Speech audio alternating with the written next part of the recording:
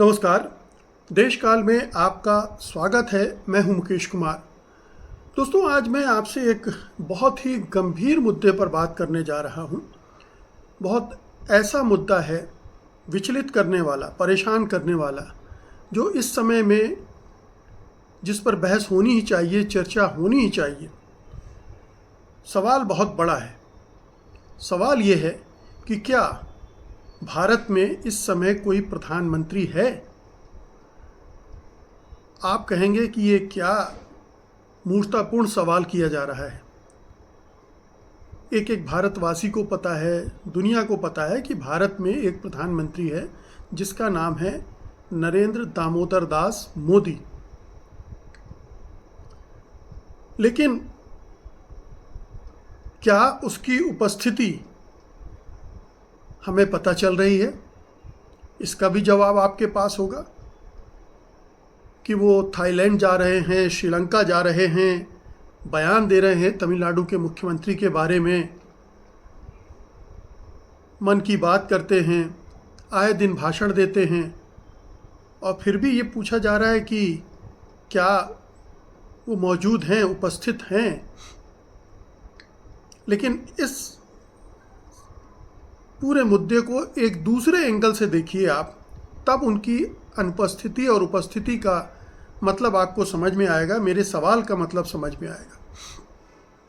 मेरा सवाल उनकी उपस्थिति से जुड़ा ये है कि जब दुनिया भर में हाहाकार मचा हो टैरिफ के सवाल पर, दुनिया भर की देश सरकारें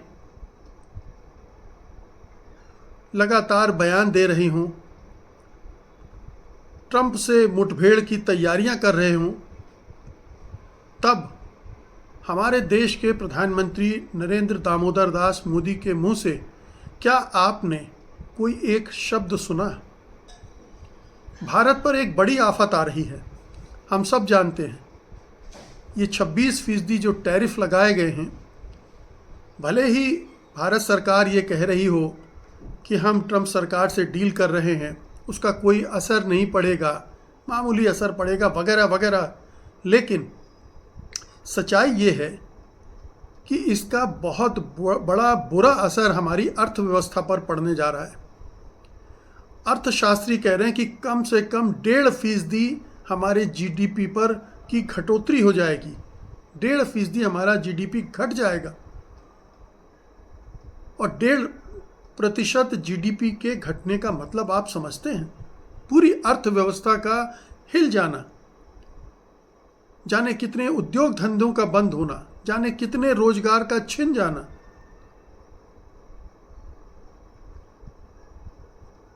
इन टैरिफ से हमारी कृषि पर जो असर पड़ने वाला है, उसके बारे में कृषि विशेषज्ञ बता रहे हैं कि ये एक तरह की तबाही लाएगा किसानों के लिए, खेती के लिए, क्योंकि अमेरिका अपने कृषि उत्पादों को और अपने डेयरी प्रोडक्ट्स को हमारे यहाँ बेचना चाहता है। और चूंकि वहाँ के डेयरी प्रोडक्ट्स, या आप यूँ कह लें कि किसानों को इतनी सब्सिडी मिलती है, मतलब उसका 100वां हिस्सा भी भारतीय किसानों को नहीं मिलता, तो वो कम कीमत में हमारे देश में सस्ते कृषि उत्पाद और डेयरी प्रोडक्ट्स डंप कर सकते हैं। तो न केवल किसान, बल्कि जो दुग्ध उत्पादक हैं, उनकी तबाही का भी, कहते हैं ना कि वो डेथ वारंट लिख दिया गया है ट्रंप सरकार के मार्फत। लेकिन हमारे प्रधानमंत्री नरेंद्र मोदी इस सब से बिल्कुल स्थितप्रज्ञ हैं, अलग थलग हैं, जैसे ऐसा कुछ हो ही ना रहा हो, और जैसे इस सब में उनकी कोई भूमिका ही ना हो। अमेरिका से आने के बाद आपने उनके मुंह से क्या एक भी वाक्य सुना है इस बारे में, टैरिफ के बारे में? एक पॉडकास्ट को छोड़कर लगातार चुप्पी साधे हुए। अमेरिका में जो ट्रंप ने झाड़ लगाई थी और पूरी दुनिया ने देखी, हिंदुस्तानियों ने भी देखी, और लोगों को समझ में आएगा कि इस प्रधानमंत्री को तो कुछ समझ में आता ही नहीं है, ये कुछ जानता ही नहीं है। और उसके बाद से प्रधानमंत्री खामोश। ये एक बहुत बड़ा राष्ट्रीय संकट है। आज ही शेयर बाजार में 5% सफाचट हो गया है और आने वाले दिनों में बता रहे हैं लगातार 3 से 6 महीने ये क्रम जारी रहेगा। विदेशी निवेश रुक जाएगा, अंदरूनी निवेश रुक जाएगा, अर्थव्यवस्था को बराबर लगातार चोट पहुंचने वाली। लेकिन हमारे प्रधानमंत्री कुछ नहीं बोलेंगे, वो संसद से गायब रहे। वक्फ बोर्ड को वो ऐतिहासिक बताते रहे, लेकिन उस ऐतिहासिक बहस में, उस ऐतिहासिक बिल को पास करने वाली बहस में वो कहीं नहीं थे, उनकी कोई भागीदारी नहीं थी। खैर, ये दूसरा मसला है, ये हम मान भी लें कि उनकी कोई दूसरी वस्तुता थी, कुछ प्राथमिकता कुछ दूसरी थी। लेकिन आज देश की प्राथमिकता क्या है, जिस पर हर महत्वपूर्ण बड़ा देश कदम उठा रहा है? चीन ने जवाब में 34% का टैरिफ अमेरिका के प्रोडक्ट्स पर लगा दिया। जब उस पर ट्रंप साहब ने टैरिफ लगाया तो जवाबी कार्रवाई की। कनाडा जवाबी कार्रवाई कर रहा है, यूरोपियन यूनियन कर रहा है, तमाम देश सरेंडर नहीं कर रहे हैं, झुक नहीं रहे हैं, डील करने के लिए तैयार हैं। लेकिन जिस तरह से नतमस्तक भारत सरकार हुई है, मोदी सरकार हुई है, वैसा कहीं दिख नहीं रहा। एक बड़ा मुल्क है भारत। क्या आपने ट्रंप के टैरिफ की बुराई, आलोचना इस सरकार से सुनी है? ना तो प्रधानमंत्री कुछ कहते हैं, ना विदेश मंत्री कुछ कहते हैं, ना वित्त मंत्री कुछ कहती है। एक नील बटा सन्नाटा छाया हुआ है। सब छिपाने की कोशिश हो रही है, हमसे आपसे छिपाने की कोशिश हो रही है। ये सरकार इस देश को ये नहीं बता रही है कि टैरिफ के मामले में उसका स्टैंड क्या है, वो क्या करने जा रही है, कैसे हमारे देश के, हमारे किसानों के, हमारे मजदूरों के, कामगारों के हितों को प्रोटेक्ट करेगी। कोई स्पष्टीकरण नहीं है, कोई पारदर्शिता नहीं है। इसीलिए शक होता है कि कहीं अमेरिकी दबाव में हमारी सरकार पूरी तरह से सरेंडर तो नहीं कर देगी, राष्ट्रीय हितों को उनकी बलि तो नहीं चढ़ा देगी। और प्रधानमंत्री का ये चरित्र देखिए, लोग कहते हैं 56 इंच की छाती और कड़क प्रधानमंत्री, सख्त प्रधानमंत्री है, कड़े निर्णय लेने वाला प्रधानमंत्री। लेकिन जब ऐसी परिस्थितियां आती हैं तो प्रधानमंत्री हमारे नदारद हो जाते हैं, भाग खड़े हो जाते हैं। ये पहला मौका नहीं है जब उन्होंने इस तरह से व्यवहार किया हो या कर रहे हों। याद कीजिए, मणिपुर के समय क्या हुआ था, कितनी लंबी चुप्पी, खामोशी रही। आज तक वो मणिपुर नहीं गए, दुनिया कहती रही, लेकिन उन्होंने मणिपुर का रुख नहीं किया तो नहीं किया। चीन ने जब कब्जा किया लद्दाख में हमारे 4000 स्क्वायर मीटर को,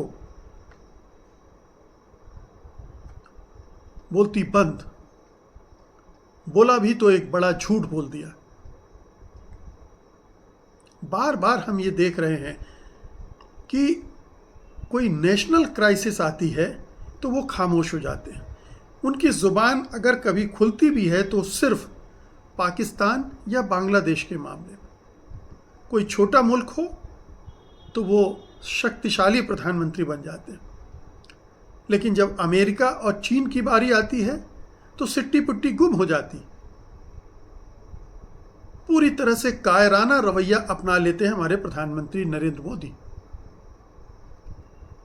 ऐसे समय में जब इतनी बड़ी क्राइसिस आ रही है, और यही एक क्राइसिस हो ऐसा नहीं है, इससे भी बड़ी चुनौतियां और हैं।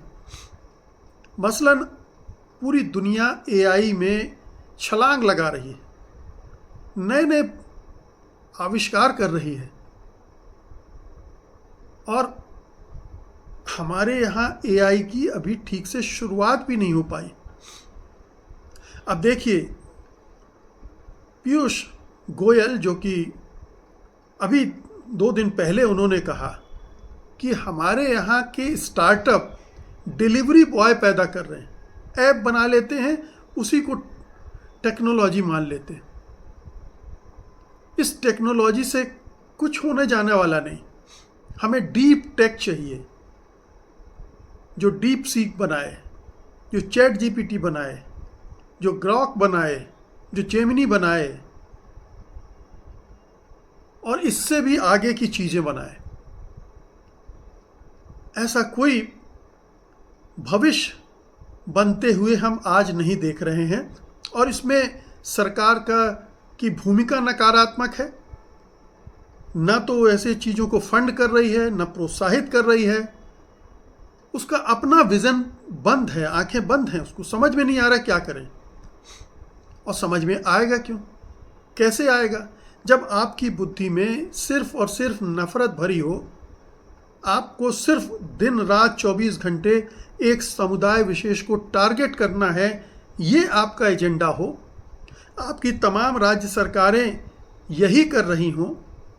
जब रामनवमी के जुलूस में आपके कार्यकर्ता मुंबई में, इलाहाबाद में माँ बहन की गालियां बक रहे हों रामनवमी के, सोचिए, भगवान राम के जन्म दिवस पर कार्यकर्ता उसका उपयोग किस तरह से कर रहे हैं, और उसमें बीजेपी की क्या भूमिका है, राष्ट्रीय स्वयंसेवक संघ क्या कर रहा है, उसका सांस्कृतिक एजेंडा क्या कर रहा है। इसी तरह की संस्कृति पैदा कर रहा है, इसी की तरह की संस्कृति को बढ़ावा दे रहा है कि दरगाह पर चढ़ जाओ, मस्जिदों पर झंडा फहरा दो, माँ बहन की गालियाँ अंतर्राष्ट्रीय हवाई अड्डे के सामने खड़े होकर दो।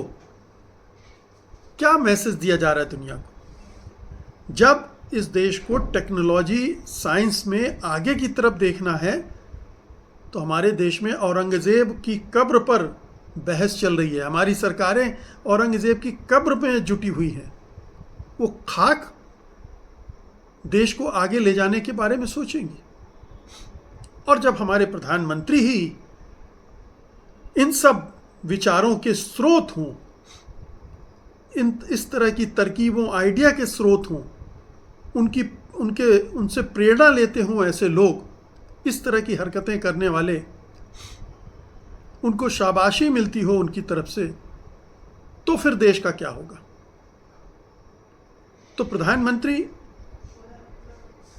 बहादुर हैं तो पाकिस्तान के लिए, बहादुर हैं तो एक अल्पसंख्यक समुदाय के खिलाफ। ट्रंप के सामने दुम दबा लेते हैं, चीन से बोलने की हिम्मत नहीं पड़ती है,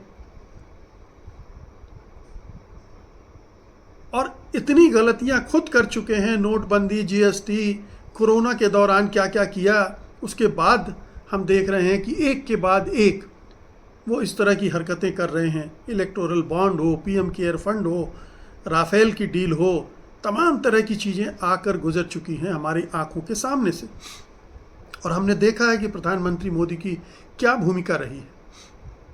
जब भी कोई सवाल उठता है वो चुप हो जाते हैं। अडानी के सवाल पर चुप हो गए, सेबी ने घोटाला किया, चुप हो गए। सारी चीज़ों पर चुप्पी ही उनके पास एक मंत्र है, जिससे वो इन सारी चीज़ों को ढक देते हैं, अपनी कमज़ोरियों को ढक देते हैं, अपने भ्रष्टाचार पर पर्दा डाल देते हैं, अपनी नाकामियों के ऊपर पर्दा डाल देते हैं। तो क्या, मैं पहले वापस अब अपने पहले सवाल पर लौटता हूँ कि क्या हमारे देश में कोई प्रधानमंत्री है? इतने सब के बाद क्या आपको लगता है कि अगर हमारे देश में कोई प्रधानमंत्री होता तो इस तरह की स्थितियाँ होती? अगर सक्रिय प्रधानमंत्री होता, फैसले लेने वाला प्रधानमंत्री होता, समझदार प्रधानमंत्री होता, दूरदृष्टि वाला प्रधानमंत्री होता, साहसी प्रधानमंत्री होता, कायर नहीं होता, जो ऐसे मौक़ों पर चुप बैठ जाए और सारा कुछ अपने मंत्रियों के जिम्मे छोड़ दे। ऐसे प्रधानमंत्री का होना ना होने के बराबर है। मेरे सवाल का जवाब ये था, उपस्थित होने के बावजूद अनुपस्थित होने के बराबर है। ऐसे प्रधानमंत्री से देश को कोई उम्मीद नहीं रखना चाहिए, भले ही वो 2029 तक रहे या 2029 के बाद भी प्रधानमंत्री बने रहें। देश रसातल में ही जाएगा, पीछे ही जाएगा, हिंसा का माहौल बनेगा, नफरत का माहौल बनेगा और उसमें किसी भी तरह का विकास संभव नहीं है। किसी तरह का, ना साइंस का, ना टेक्नोलॉजी का, ना अर्थव्यवस्था का, किसी तरह का, ना सामाजिक सांस्कृतिक विकास, किसी तरह का विकास नहीं होगा। हम सब पीछे की तरफ ढकेले जा रहे हैं। हमें मुगल काल में जाना है, वहाँ हिसाब बराबर करने हैं औरंगज़ेब से, मोहम्मद गौरी से, गजनवी से, इन तमाम लोगों से हिसाब बराबर करने हैं। उसके बाद हम सोचेंगे एआई के बारे में, भविष्य के बारे में। तब तक दुनिया कहीं से कहीं पहुंच चुकी होगी, जैसा कि चीन ने किया। चीन कहीं से कहीं पहुंच गया, वो अमेरिका को टक्कर दे रहा, अमेरिका से आगे टेक्नोलॉजी में निकल रहा है। आप सोशल मीडिया पर देखिए, ढेरों वीडियो आते हैं विज्ञान के, टेक्नोलॉजी के चमत्कार के। चाइना में हम एक बुलेट ट्रेन के लिए 10 साल से सुनते आ रहे हैं, वो अभी कहीं दिखलाई नहीं दे रही। वो भी बुलेट ट्रेन आनी है जापान के सहयोग से। उसमें हमारा रोल सिर्फ पैसे देने का है, हम कोई खोज नहीं करने जा रहे। ये भी नहीं होता है। हम आरती में लगे हैं, पूजा में लगे हैं, मंदिरों में लगे हैं, कॉरिडोर बनाने में लगे हैं, तीर्थ स्थल डेवलप करने में लगे हैं। हमारी सारी ऊर्जा इसी में लगी हुई है। ऐसा देश कभी आगे नहीं बढ़ सकता। और अगर इस देश का नेतृत्व इस तरह का है तो वो डेफिनेटली आगे नहीं बढ़ सकता है। यही है मोदी का इस आधुनिक भारत में योगदान, या यूँ कह लें कि आधुनिक भारत को पिछड़ा भारत बनाने में उनका योगदान। बहुत बहुत शुक्रिया आपका। धन्यवाद। नमस्कार।